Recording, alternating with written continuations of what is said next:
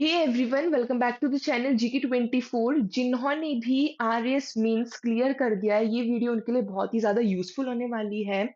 आपको अपने इंटरव्यू के लिए किस तरह से प्रिपेयर होना है, आपको क्या-क्या पॉइंट्स हैं जिनका बहुत अच्छे से ध्यान रखना है, ये सब इस वीडियो के अंदर आपको पता चल जाएगा। जो कमीशन सेक्रेटरी हैं, उन्होंने आरएस इंटरव्यू के 3rd फेज़ की डेट है, वो भी शेड्यूल कर दी है, जो कि है 19th मई से 28th मई ऑफ 2025। तो आपको किस तरह से खुद को प्रिपेयर करना है, ये सब आपको इस वीडियो में पता चल जाएगा। तो आइए इस वीडियो को शुरू करते हैं। सबसे पहला है नो योर डेफ।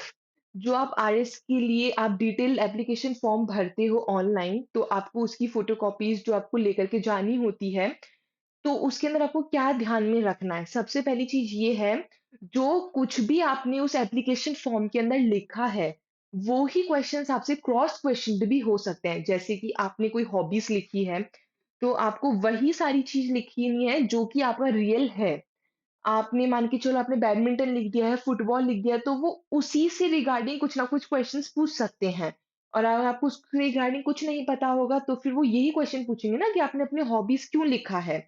साथ ही में आप एजुकेशनल बैकग्राउंड हो गया, आप कहाँ पर रहते हो स्टार्टिंग से, आपने जो भी वर्क एक्सपीरियंस है, जो कि भी उसके अंदर मेंशन करा है, तो वो उसके रिगार्डिंग कुछ भी पूछ सकते हैं। तो जो आप अपना डिटेल्ड एप्लीकेशन फॉर्म भर रहे हो, उसके बारे में आपको सबसे पहले पता होना चाहिए, ठीक है?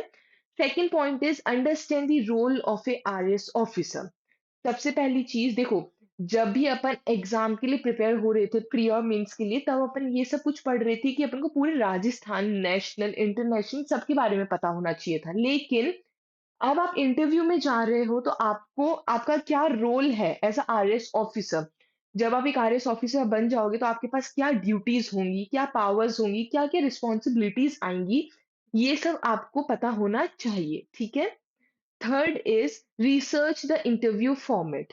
सबसे अच्छी चीज़ इसके अंदर ये है, जैसे कि अपन सबको पता है, अपन ने जो प्री और मेंस पढ़ा है, वो उसके अंदर अपना नॉलेज टेस्ट हो चुका है। जितनी अपन को नॉलेज थी, उसकी वजह से अपन मेंस क्लियर कर चुके हैं। लेकिन जो इंटरव्यू होता है, वो आपकी पर्सनैलिटी टेस्ट होता है, ना कि नॉलेज बेस्ड, ठीक है? ये आपका किस तरह से एटीट्यूड है, क्या बिहेवियर है, आपके थॉट्स कितने क्लियर हैं, क्या क्लैरिटी आपके थॉट्स में, या आपके अंदर कितना कॉन्फिडेंस है, ये सब शो करेगा इंटरव्यू के अंदर, ठीक है? तो आपको एक इंटरव्यू का जो फॉर्मेट है, उसके बारे में अच्छे से पता होना चाहिए। Then fourth point is stay updated with current affairs. देखो, बहुत बच्चे होते हैं जो एग्ज़ाम क्लियर होने के बाद मतलब अपन इतने खुश हो जाते हैं कि क्या चल रहा है करंट में, अपन को इस सारे बेसिस पे नॉलेज नहीं होती है। लेकिन अगर आप एक आईएएस ऑफिसर बन रहे हो, तो करंट तो आपकी रग-रग में बस जाना चाहिए, क्योंकि आपको डेली का पता होना चाहिए। तो सबसे मेजरली नेशनल, इंटरनेशनल पे तो आपको फोकस करना ही करना है, लेकिन आरएस इज़ राजस्थान। तो आपको राजस्थान की जो स्पेसिफिक न्यूज़ है, उसके बारे में पक्का से पता होना सबसे इम्पोर्टेंट चीज़ है। आप उसके लिए द हिंदू पढ़ सकते हो, या राजस्थान पत्रिका भी बेस्ट ऑप्शन है, ठीक है? Then fifth is practice mock interview. जैसे कि मैंने अभी आपको बताया कि इंटरव्यू स्टार्ट हो रहा है, 3rd फेज़ जो कि स्टार्ट होने वाला है। तो आपको एक गुड मॉक इंटरव्यू प्रोग्राम है, जो कि जॉइन करना चाहिए, ठीक है? जिससे कि जो भी आपकी एंग्ज़ायटी वगैरह है, वो आपको देखो, सबसे मेन चीज़ ये होती है, जब आप एक मेन इंटरव्यू के लिए जाओगे, मॉक इंटरव्यूज़ के अंदर आपकी प्रैक्टिस हो जाती है। जैसे कि अपन एग्ज़ाम देने से पहले प्रैक्टिस पेपर सॉल्व करते हैं, last year, previous year question, जिससे कि उनको पता चल जाता है। तो उसी तरह से आप एक इंटरव्यू देने जाओ, उससे पहले आपको प्रैक्टिस मॉक इंटरव्यूज़ पक्का करने चाहिए, ठीक है? सबसे इसके अंदर एक तो आपकी एंग्ज़ायटी कम हो जाएगी, ठीक है? कि जो कुछ भी है आपको पता चल जाएगा। दूसरी चीज़, आपको रियल टाइम फीडबैक मिलेगा कि जब अपन वहाँ पर एग्ज़ाम देने के लिए जाते हो, तो आपको क्या किस तरह से आपका एग्ज़ाम का जो रिज़ल्ट है, वो बाद में पता चलता है, जो इंटरव्यू का। लेकिन वहाँ पर आपको सामने ही वो बता देंगे, ठीक है? कि क्या आपका कैसा उनको लगा, क्या बिहेवियर था। साथ ही में आपने किस तरह से आंसर्स दिए, इन सब का रिप्लाई आपको सामने बैठे-बैठे मिल जाएगा। तो ये सुधारने का सबसे बेस्ट मौका हो सकता है। Then sixth point is work on body language. देखो, सबसे मेजर जो चीज़ होती है, जो कि अपन आंसर्स दे रहे हैं, तो वो अपना वर्बली हो जाता है। अपन किस तरह से आंसर्स दे रहे हैं, तो उनको पता चल चुका है। लेकिन सबसे मेजर जो चीज़ होती है, वो होती है कि आप किस तरह से शो कर रहे हो। जो वो चीज़ ऐसी होती है जो कि नॉन वर्बल होती है, जैसे कि आप किस तरह से बैठे हो, ठीक है? आप किस तरह से आई कॉन्टैक्ट कर रहे हो लोगों के साथ। आप साथ ही में अभी लास्ट इंटरव्यू मैंने एक यूट्यूब पे देखा था जिसके अंदर वो बहुत अच्छे मार्क्स से क्लियर करा था उन्होंने, लेकिन उनके फेस पे बिल्कुल भी स्माइल नहीं थी, एकदम गुस्से में लग रहे थे। तो उन्होंने जब मॉक इंटरव्यू प्रैक्टिस कर रहे थे, तब उनको एक पहले इंटरव्यू में किसी ने टोक भी दिया था कि आप थोड़ा स्माइल रखो फेस पे। देन सेकंड इंटरव्यू के अंदर जब उन्होंने थोड़ा स्माइल रखा तो उन्होंने बोला कि थोड़ा और एटलीस्ट, ठीक है? तो आपको इससे पता चलता है कि आपको किस तरह से रखना है और किस तरह से आपको मेन इंटरव्यू में खुद को शो करना है। Then 7th is speak clearly and calmly, ठीक है? सबसे मेजर चीज़, अगर आपको इंग्लिश बोलनी आती है, आप इंग्लिश में बात करो, आपको हिंदी बोलनी आती है, आप किसी में भी बात करो। लेकिन एकदम सिंपल लैंग्वेज होनी चाहिए कि आपको क्या समझाना है, वो आप थोड़े से पॉइंट में भी एकदम ईज़िली समझा दो, ठीक है? जो आपका आंसर है, जो उन्होंने क्वेश्चन पूछा बस उतना आंसर दो, ये नहीं आप एक्स्ट्रा उसकी इन्फॉर्मेशन दे रहे हो, दैट इज़ नॉट नीडेड, ठीक है? उनको ऑलरेडी वो चीज़ पता है, बस वो आपसे जानना चाह रहे हैं। देन अगर आपको किसी क्वेश्चन का आंसर नहीं पता है, तो ना कि आप टाइम लगाओ कि मैं सोचने बैठता हूँ या बैठती हूँ, 5 मिनट ले रहे हो, नहीं। आपको एडमिट करना है पोलाइटली कि मुझे इसका आंसर नहीं आता है और I don't know this answer, एकदम पोलाइटली। तो फिर वो अगला क्वेश्चन पूछेंगे, वो आपको उसका आंसर बताएँगे, आपको गेस करने नहीं बैठना है, ठीक है? Then 8th is be honest and genuine. सबसे मेजर चीज़ है, आपको जेन्युइन होना बहुत इम्पोर्टेंट है। आपको अपनी हॉबीज़ हैं वो फेक नहीं दिखानी है। जैसे कि किसी ने अपने डेस्क में क्रिकेट लिख दिया एज़ अ हॉबी। वो अभी आपको रिसेंट पूछ सकते हैं कि अभी इसके अंदर क्या था? जो अभी विराट कोहली हैं वो टेस्ट क्रिकेट मैच उनसे रिटायरमेंट लिया है। टेस्ट क्रिकेट मैच कौन-सा होता है? आईपीएल क्या डिफरेंस है? टी20 क्या होता है? वनडे सीरीज़ क्या होती है? साथ ही में उन्होंने कब जॉइन करा था टेस्ट क्रिकेट स्टार्ट करना, तो ये सारी चीज़ें कुछ भी पूछ सकते हैं। तो जो चीज़ आपको पता ही नहीं है, जो आपकी हॉबी नहीं है, बस दिखाने के लिए लिख दिया, तो ये चीज़ नहीं करना। क्योंकि जो भी पैनलिस्ट होते हैं, वो बहुत ज़्यादा हाइली एक्सपीरियंस्ड होते हैं। एक तो वो खुद इंटरव्यू क्लियर कर चुके होते हैं, दूसरा उन्होंने इतने बच्चों का इंटरव्यू ले रखा होता है कि उनको एकदम आसानी से वो आपका आंसर से पता कर सकते हैं कि आप कहाँ सच बोल रहे हो, कहाँ झूठ बोल रहे हो। तो आपको फेक कुछ भी दिखाने की ज़रूरत नहीं है। 9th is show balanced opinion, ठीक है? जो भी सोशल इश्यूज़ हैं, पॉलिटिक्स हैं, पॉलिसीज़ हो, कुछ भी हो, उन पे आपको एक्सट्रीम व्यूज़ नहीं दिखाने अपने।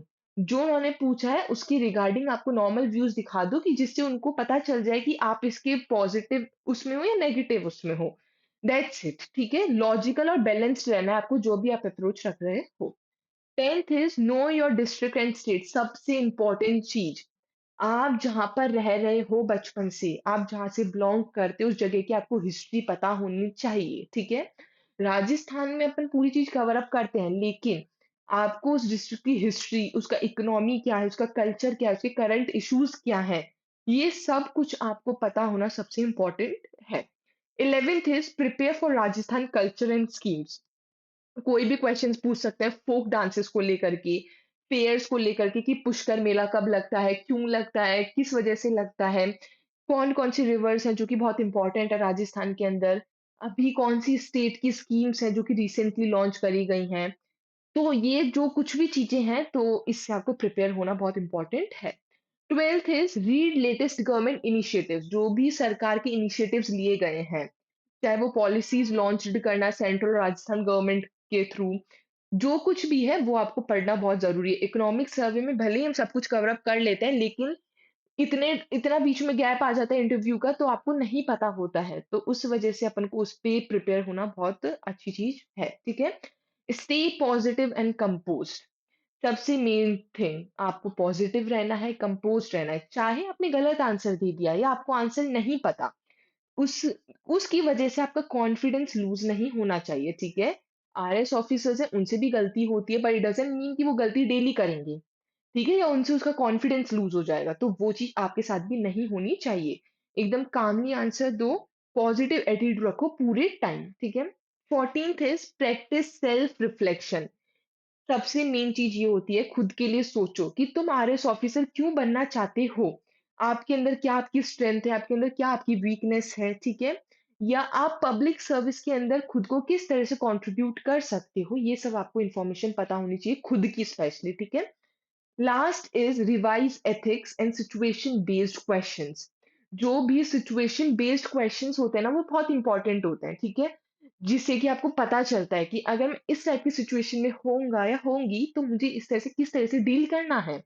तो इन सारी चीज़ों को आप अच्छे से देखो, जिससे कि ये एक तरह से प्रैक्टिस करो एथिकल डिलेमास को, जो भी एडमिनिस्ट्रेटिव के अंदर चैलेंजेज़ हैं, उनको प्रैक्टिस करो, ठीक है? जिससे कि आपको और अच्छे से तैयारी हो पाएगी।